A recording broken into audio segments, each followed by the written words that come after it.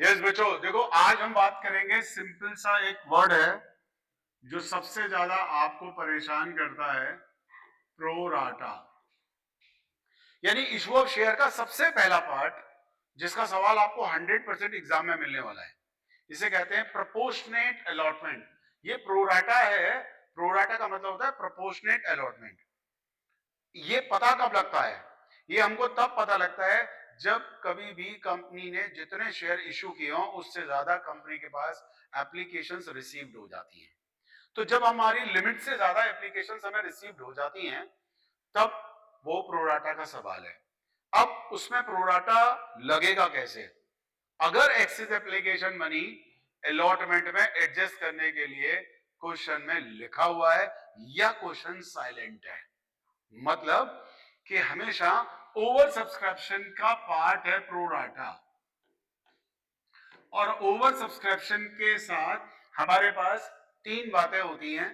पहला होता है कि हम एक्सेस एप्लीकेशन मनी रिटर्न कर दें। क्या कर दें इसको? रिटर्न। तो बेटा जब पैसा आता है तो हम एंट्री करते हैं bank account debit to share application, और जब वापस करेंगे तो हम एंट्री क्या करेंगे? Share application account debit to bank. बहुत क्लियर। एक बात ध्यान रखना, ये प्रोराटा का ही पार्ट है, समझना बहुत जरूरी है। यानी कि ये क्वेश्चन में गिवन होगा कि आपको वापस करना है। If it is given then return it. Second part, adjust the excess application money in allotment. बच्चों, हम जनरली वर्ड यूज करते हैं कि एक्सेस एप्लीकेशन मनी अलॉटमेंट में एडजस्ट हो जाती है, लेकिन रियलिटी क्या है वो मैं आपको बताता हूं। जो पहली कॉल कंपनी को रिसीव्ड होती है उसके ठीक बाद अगर नेक्स्ट कॉल अलॉटमेंट है तो अलॉटमेंट, लेकिन अगर कंपनी में एप्लीकेशन और अलॉटमेंट का कंबाइंड अकाउंट है, यानी कि एप्लीकेशन एंड अलॉटमेंट पहला वर्ड है, तो excess application money next call कौन सी होगी? अलॉटमेंट, एप्लीकेशन एंड अलॉटमेंट के बाद फर्स्ट कॉल। वो फिर पैसा एक्सेस किस में एडजस्ट होगा?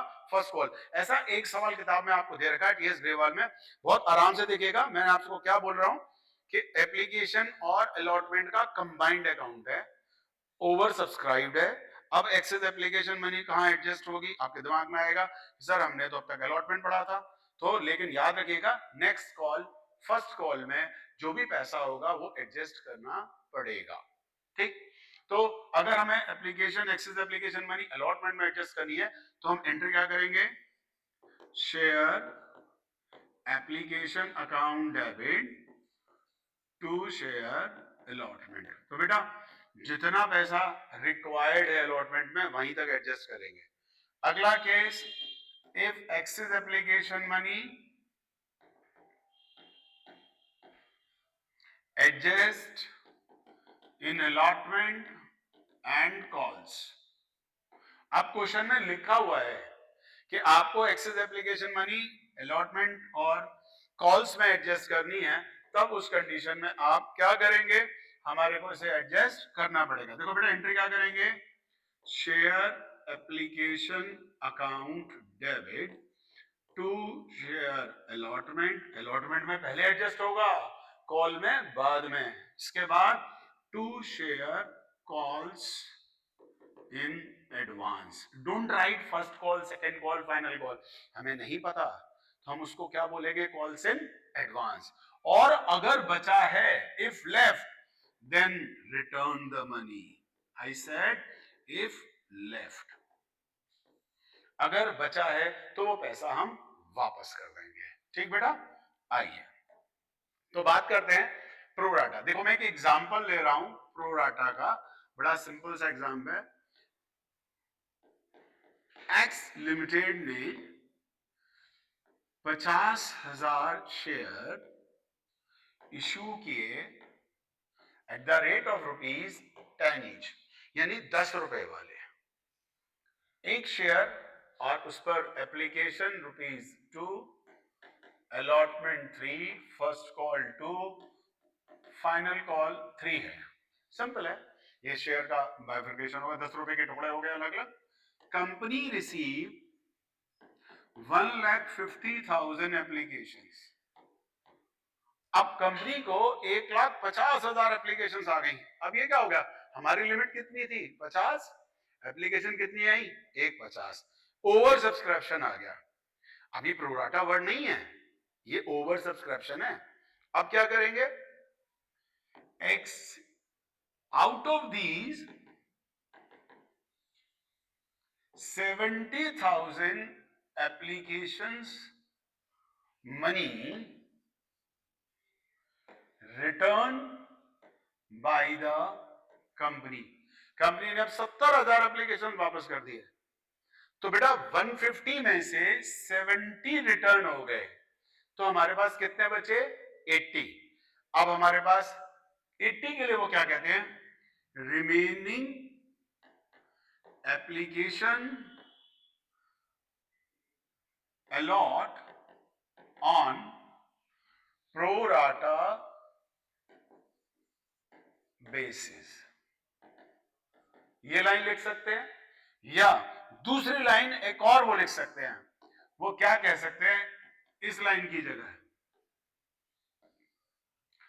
Access application money adjust in allotment. इन दोनों में से कोई एक लाइन, उन्होंने वर्ड क्या यूज किया कि remaining application a lot on pro rata basis, यानी बची हुई एप्लीकेशन को अलॉट किया गया प्रो राटा बेसिस से। या उन्होंने दूसरी लाइन यहां पर कुछ और लिख दिया, उन्होंने कहा कि excess application money adjust in allotment. ये दोनों बातें प्रो राटा ही है और कुछ भी नहीं है। तो देखो हम करेंगे क्या इस कंडीशन में, सिंपल सा काम, एक हल्का सा वर्किंग नोट बनाएंगे, share allot, share applied, share allotted and adjustment of excess application money। ये 3 लाइन है, आप अपने पार्ट पर जरूर बना लीजिए, एक 3 लाइन। तो देखो हमने किया क्या था, सबसे पहले हमने 70,000 शेयर होल्डर को एक भी शेयर नहीं दिया, तो जिसको कुछ नहीं दिया उसका क्या करोगे भैया, पैसा वापस करो। 70,000 into 2, it is 1,40,000 रिटर्न, ये पैसा हमने वापस कर देना है। अब बच्चे हमारे पास कितनी एप्लीकेशंस बची 80, 80 वाले को हम कितने दे सकते हैं, हमारी लिमिट कितनी है 50,000 शेयर्स की, राइट। तो हमारे पास एक्सेस एप्लीकेशन मनी कितनी आ गई 30,000। इसका मतलब क्या है कि the person who has applied for 8 share have received 5। इसका मतलब क्या है, the person who has applied for 8 received 5 and so on। A person applied for 16 received 10, a person applied for 32 received 20 and so on। This is the list of pro rata। so ये बहुत, इसी part को pro rata बोलते हैं, इसी part को अपन क्या बोलते हैं, प्रो राटा। अब क्या करेंगे बेटा इसके बाद के 30,000 का इन्होंने किस चीज का एक्सेस एप्लीकेशन मनी दिया होगा, एप्लीकेशन का, तो एप्लीकेशन का 30 रुपए से कितना रुपया होता है बेटा 60,000, राइट। ये क्या है 60,000, एक्सेस एप्लीकेशन मनी। क्या है ये, एक्सेस एप्लीकेशन मनी। अब हमको ये चेक करना है कि इस पैसे को हम किस लिमिट तक अलॉटमेंट में एडजस्ट कर सकते हैं। तो जो लिमिट अलॉटमेंट एडजस्ट करने की है वो है 50,000 शेयर की, यानी 50,000 शेयर का अलॉटमेंट होता है हमारा 3 रुपए का। तो 50 into 3 इट इज 150, यानी 1,50,000 तक एडजस्ट कर सकते हैं। तो amount, this amount is not more than that, ये अमाउंट 150 से ज्यादा नहीं है।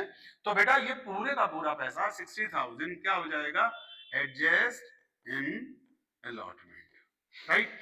तो ये हमारा प्रो राटा हो गया, समझते चलिएगा। सवाल के साथ ऐसा कुछ भी नहीं है, और 150 एप्लीकेशंस आई थी, हमने 50,000 अलॉट कर दिया, ठीक। अब इसकी जर्नल एंट्री कैसे करेंगे, सिंपल सा काम। पहली एंट्री, जब आपके पास पैसा रिसीव्ड होगा, bank account debit to share application account. बेटा हमारे को टोटल 150 शेयर होल्डर्स ने पैसा दिया था, तो हम सबका पैसा पहले रिसीव करेंगे। तो 150 इंटू 2, एप्लीकेशन 2 रुपए की थी तो वो हो गया 3 lakh rupees. Next entry transfer और एडजस्ट करने की, share application account debit to share capital. Company limit से ज्यादा पैसा कैपिटल में ट्रांसफर नहीं करती है।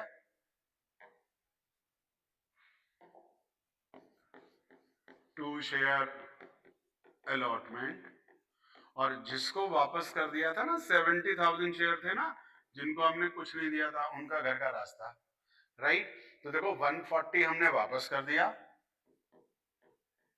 और बेटा अलॉटमेंट में 60,000 एडजस्ट कर दिया, ठीक। और टोटल 3 लाख रुपए ही एडजस्ट करने थे। अब कंपनी की लिमिट 50,000 की है, तो 50 into 2 it will be 1 lakh, right. अगर इनका टोटल लगा के देखोगे तो 3 लाख रुपए होता है। ये याद रखना, बैलेंसिंग फिगर कभी भी नहीं निकालनी है, हमेशा कैलकुलेटेड फिगर रखनी है यहाँ पर। तो ये हमारी सेकंड एंट्री। अब आती है अगली एंट्री अलॉटमेंट ड्यू करने की, share allotment account debit to share capital account. जब हम अलॉटमेंट ड्यू करते हैं तो कभी भी कोई चेंज नहीं करते हैं, राइट। तो बेटा 50 इंटू 3, मेरा चेंज करने से मतलब क्या है, अगर कोई शेयर होल्डर अलॉटमेंट का पैसा नहीं देता है, सपोज करो, वो मैं भी आऊंगा, लेकिन मुद्दा क्या है, हमें तो नहीं मालूम कि वो पैसा नहीं देगा, तो ऐसी सिचुएशन में हम ड्यू में कभी चेंज नहीं करते। तो 50,000 इंटू 3 इट विल बी 1,50,000, ये ड्यू हो गया। और जब हम रिसीव की एंट्री करेंगे तब अगर सभी ने पैसा दे दिया है तो देखो क्या होगा, वो मुझे आपको बताना है। सभी ने पैसा दे दिया, तो जिसने पहले पैसा दे दिया था, ये जो एक्सेस एप्लीकेशन मनी है जिसको आपने अलॉटमेंट में एडजस्ट किया है, राइट, ये दोबारा नहीं देगा। तो 150 माइनस 60 कितना पैसा आपको रिसीव्ड होगा, 90,000। अब बच्चों यही प्रोराटा है।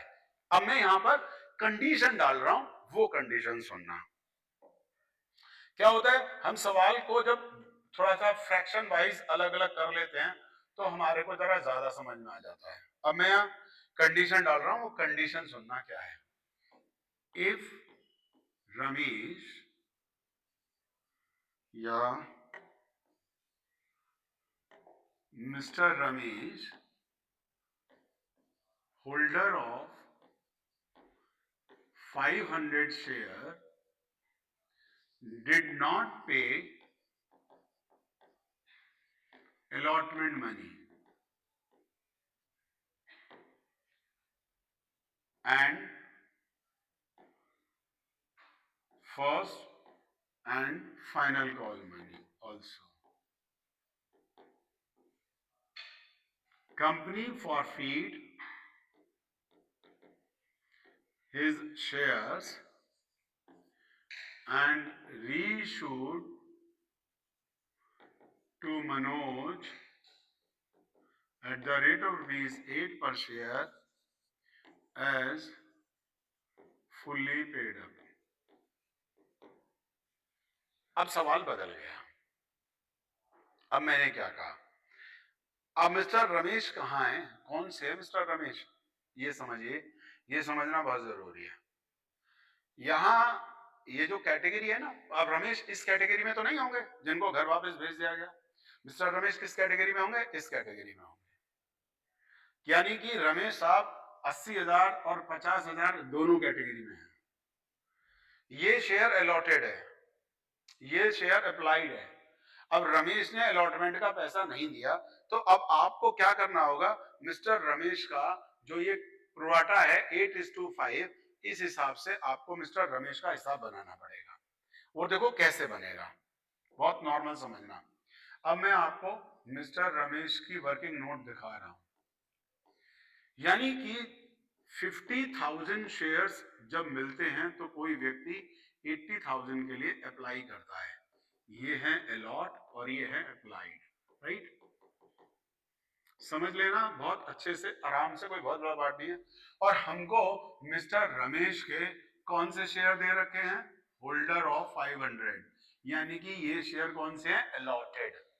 अगर वो होल्डर है तो इसका मतलब 500 शेयर उसे मिल गए हैं, 500 मिल गए हैं तो 500 शेयर अलॉट हो गए, यानी हमें इसके अलॉटेड शेयर गिवन है।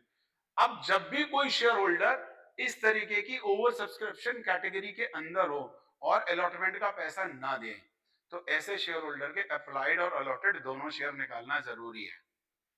पहली स्टेप कौन सी? ओवर सब्सक्रिप्शन एडजस्ट करने की।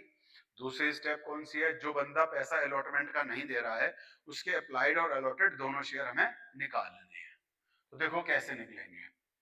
जिससे 5 शेयर मिलते हैं वो 8 के लिए अप्लाई करता है, जैसे 1 मिलते हैं वो 8/5 के लिए। और मिस्टर रमेश को 500 शेयर मिले थे तो इन्होंने कितने शेयर के लिए अप्लाई किया होगा? 800 शेयर्स के लिए अप्लाई किया होगा। अब रमेश का हिसाब बना रहा हूं मैं, सिंपल सा। तो रमेश का हिसाब देखिए, अगर जब इन्होंने 800 शेयर के लिए अप्लाई किया हुआ तो कंपनी को एप्लीकेशन का पैसा दिया हुआ, एप्लीकेशन 2 रुपए की थी ना, तो 2 रुपए से कितने पैसे हो गए बेटा? 1600 रुपीज। ये पैसा था received on application from Ramesh. ठीक, हमने रमेश साहब को 500 शेयर दिए थे, तो हमने कितने रुपए एडजस्ट कर लिए एप्लीकेशन में रमेश साहब के? हमने रमेश साहब के 1000 रुपए एडजस्ट कर दिए। हमारे पास 600 रुपए एक्सेस बचे रमेश के, जो कि हमें एडजस्ट कहाँ करने हैं? जैसा हमने कहा था कि excess application money question silent हो तो हम कहाँ करते हैं? अलॉटमेंट में एडजस्ट करते हैं। ये हमारा काम था। रमेश साहब से जब अलॉटमेंट का पैसा मांगा गया तो वो पैसा होता है 1500।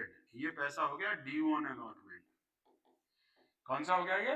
Due on allotment. और बेटा एक्सेस हमने एडजस्ट करने का उनसे वादा किया था, तो उनका जो ये एक्सेस है, ये 600 रुपए हमने ये एडजस्ट कर दिए। अब हमारे पास कितने रुपए रह गए? 900, राइट, जो कि रमेश भैया ने नहीं दिए, नॉट रिसीव्ड। ठीक, जब इतना काम कर लो तो एक छोटा सा काम और कर लेना कि अब आप टोटल अलॉटमेंट का हिसाब जरूर लगा लेना। तो टोटल ड्यू ऑन अलॉटमेंट आपका कितना था? 50,000 शेयर थे ना बच्चों? बच्चों 50,000 शेयर पर अलॉटमेंट कितने रुपए का है? 3 रुपए का, यानी कि 1,50,000। और बेटा हमने total excess application money adjust की थी, excess application money adjust in allotment. तो बेटा वो हमने total application excess application money adjust कितनी की थी? यहां पर देखिए 60,000 रुपीज। ये देखिए, ये हमारे पास 80 वाले को 50 दिए थे, तो हमने 30,000 शेयर का excess application money adjust in allotment, तो हमने 60,000 रुपए एडजस्ट कर लिए थे, राइट। तब ऐसी सिचुएशन में हम क्या करेंगे? हमको 60,000 एडजस्ट करना था, तो कायदे से हमारे को 90,000 आ जाने चाहिए थे। It is to be receive on allotment less not received from Ramesh।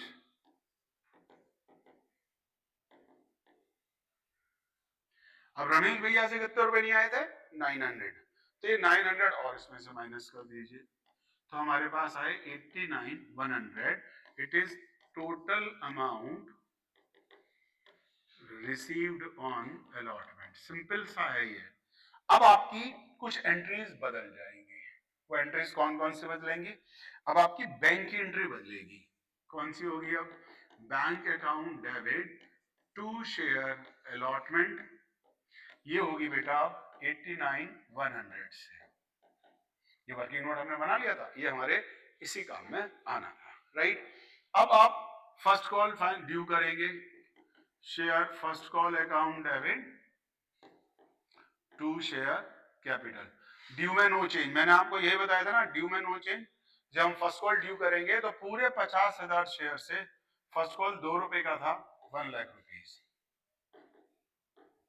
ठीक, उसके बाद जब हम आगे गए तो हमने बैंक से रिसीव्ड होगा पैसा, फर्स्ट कॉल का पैसा जब रिसीव करेंगे तो हम एंट्री क्या करेंगे? Bank account debit to share first call account. अब बच्चों इसमें इंपॉर्टेंट पॉइंट क्या था, जो 50,000 शेयर थे उसमें रमेश भैया के 500 शेयर का पैसा नहीं आएगा, तो 49,500 का पैसा आपको रिसीव होगा ₹2 से, यानी एक तरीके से 1,000 रुपीज कम हो जाएंगे, यानी वी कैन रिसीव 99,000। ये बहुत आसान सा था, इसको बहुत नॉर्मल समझ लिया। इसी तरह से हम जब फाइनल कॉल ड्यू करेंगे तो ड्यू करते समय कभी चेंज नहीं करते जब तक कि शेयर फॉरफीट ना हो जाए। तो share final call account debit to share capital, again the same situation, 50,000 into 3 it is 1,50,000। ठीक, फिर से रिसीव करेंगे bank account debit to share final call, फिर से यही 500 शेयर वाले ने 1,500 रुपीज नहीं दिए तो 4,900 शेयर्स ने फिर से 3 रुपए से 1,500 कम कर देंगे, तो 1,48,500 रुपीज हमको रिसीव्ड हो जाएगा। अब कंपनी ने ये शेयर फॉरफीट कर लिए। जब कंपनी फॉरफीट करेगी तो फॉरफीचर की एंट्री आप सबको मालूम है, कॉमन एंट्री है, share capital account debit to share forfeited account to share allotment account to share first call account to share final call account. क्योंकि शेयर फाइनल कॉल के बात हो रहे हैं तो फुली कॉल्ड अप हो गए। जब फुली कॉल्ड अप तो मैंने लिखा हुआ भी है number of share forfeited into called up money, तो कॉल्ड अप पूरे फाइनल कॉल तो 10 रुपए से 5,000। ठीक, फाइनल कॉल नहीं मिली 500 into 3, फर्स्ट कॉल नहीं मिली 500 into 2, ये अमाउंट होता है 1,000 और 1,500। अब अलॉटमेंट का कितना पैसा नहीं आया था वो हमने ऊपर वर्किंग नोट बनाया था, तो जरा एक बार फिर से देख लेते हैं। 900 इज नॉट रिसीव, राइट, तो 900 रुपए इसकी फॉरफीचर एंट्री में जो हम जाएंगे तो यहाँ पर हमको अलॉटमेंट में 900 रुपीज लिखना है। कई बार हम करते क्या है, अब हमको ये सारी फिगर तो मालूम थी, ये हम जुगाड़ बना देते हैं। ऐसा करने से क्वेश्चन के 1% चांस गलत होने के होते हैं। क्या है गलती कर रहे हैं आप, आपको ने फॉरफीचर में कौन सा पैसा आता है, जो पैसा में रिसीव्ड हो गया है, तो जो वर्किंग नोट आपने बनाया था ऊपर, वो जरा वर्किंग नोट देखिएगा। ये क्या भैया, रमेश भैया हमारे यहाँ खड़े हुए हैं, राइट, तो रमेश भैया ने कितने रुपए हमें दिए थे, ये पैसे दिए थे रमेश भैया ने, कितने पैसे दिए थे, ये पैसे, यानी कि रमेश भैया के हम कितने रुपए फॉरफीट कर लेंगे, कितने पैसे फॉरफीट करेंगे रमेश के, 1,600 पूरे पैसे, क्योंकि इसके बाद इन्होंने कोई पैसा में नहीं दिया था एप्लीकेशन के बाद, राइट, तो अब रमेश के हम 1,600 रुपीज फॉरफीट कर लेते हैं बच्चों। देखिए फॉरफीटेड के नाम पर 1,600। अब हमारा काम क्या है, यहां से यहां तक का टोटल लगाना। अगर आपने टोटल लगा के देखा कि ये 5,000 आ रहा है तो इसका मतलब आपके कैलकुलेशंस ठीक हैं, वरना कहीं ना कहीं कुछ आपने गलती की है। तो देखो 2,500 और 2,500 अगर हम दोनों को जोड़ें तो 5,000 हो जाता है। ये सारे के सारे शेयर हमने 8 रुपए पर शेयर पर रीइश्यू कर दिए थे मिस्टर मनोज को। तो जो रीइश्यू की एंट्री है वो बड़ी आसान है, bank account debit share forfeited account debit to share capital account बेटा, राइट। अब बच्चे सारे शेयर 8 रुपए से करें तो कितने का हो गए, 4,000 के, जबकि ये फुली पेड अप किए हैं, तो फुली पेड अप का मतलब हो गया 10 रुपए, इनकी वैल्यू हो गई 5,000, और बच्चे इन दोनों के बीच का जो गैप है वो फॉरफिटेड अकाउंट्स हम कवर कर लेंगे। तो हमने फॉरफिट किए थे 1,600 और यूज हो गया 1,000, कितना बचा 600, जो 600 बचा वो हमारी कंपनी का प्रॉफिट हो गया और वो प्रॉफिट कंपनी के कैपिटल रिजर्व में जाएगा। एंट्री करेंगे share forfeited account debit to capital reserve account, फिर से 1,600 माइनस 1,000 कितना रुपया हो गया 600। अब ये बड़ा आसान सा था क्योंकि हमने सारे शेयर रीइश्यू कर दिए। अब मैं केस बदल रहा हूं, सपोज करो केस 1 डाल देते हैं, if company reissue 350 shares at the rate of ₹8 each as fully paid up। अब इसे कहते हैं बेटा पार्टली रीइश्यू। क्या कहते हैं इसको, पार्टली रीइश्यू। हमने फॉरफिट किए 500 शेयर, कितने शेयर फॉरफिट किए थे 500, 500 में तो हमने रीइश्यू करा 350, तो रीइश्यू की बैंक की एंट्री में कोई दिक्कत नहीं होगी आपको। देखिए, bank account debit, share forfeited account debit to share capital account, right. तो 350 शेयर मल्टीप्लाई बाय 8 और 350 शेयर मल्टीप्लाई बाय 10, तो 3500 का हो गया, राइट। और 700 रुपए कम कर दो तो कितने होते हैं? 2800। Yes, right. अब इन दोनों के बीच का गैप कितना कवर अप होगा? इन दोनों के बीच का गैप हो गया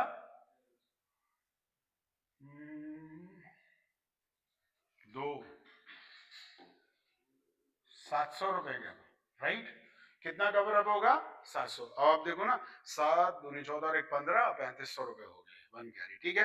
अब आती है बात share forfeited account debit to capital reserve. ये एक बहुत बड़ा पार्ट है जो हमसे गलती हो जाती है, यही गलती होती है।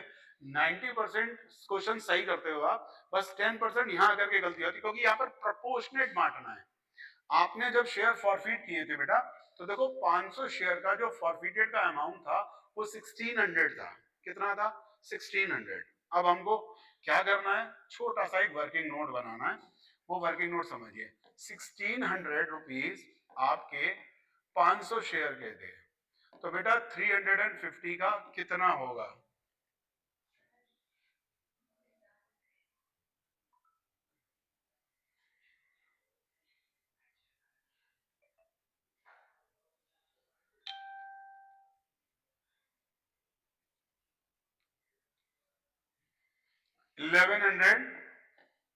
1120। 1120 में से कितना यूज कर लिया? 700। कितना बचा? 20 420। 420 हमारा कैपिटल रिजर्व में चला गया। Is that clear? ठीक।